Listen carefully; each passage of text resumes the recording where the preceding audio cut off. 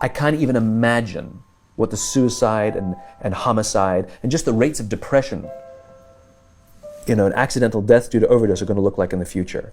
It's going to reach epidemic proportions. It's already, the statistics are already alarming, and yet nobody's sounding any alarm bells.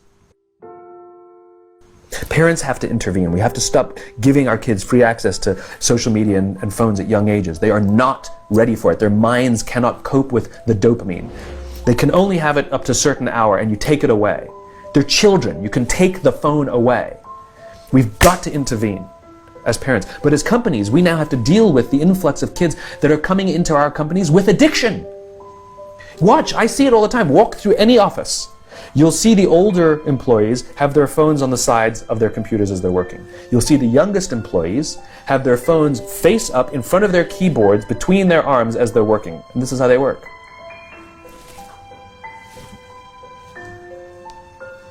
And the science is alarming. They did experiments on mice where they did the multitasking. They put flashing lights to mimic going from the computer to the cell phone, the computer to the cell phone to the TV. The mice that were exposed to the changing lights, it took them 3 times longer to solve a maze than the mice that weren't, and the damage was permanent. There is a subconscious reaction to these devices when we use them, okay? What if I were to hold my phone while I'm talking to you? I'm not checking it, it's not buzzing, it's not beeping, I'm nothing, I'm just holding it. Do you feel at this moment that you are the most important thing to me right now? No, you do not. Because there is a subconscious reaction we have to the device. When it is out, it makes the people around us feel that they are less important. So when we're walking down the halls in our offices and somebody says, hey boss, can I ask you a question? You go, sure, what's on your mind? We've just told them they're not that important. Or we can go, sure, what's on your mind? And if you don't have a pocket, find a shelf, put it on the shelf, come back and say, sure, what's on your mind? When we show up to a meeting, or a lunch, or a dinner, with our colleagues, our clients, or our friends, or our families, and we put the phone on the table, we have announced to everyone in the room that they are not that important to us.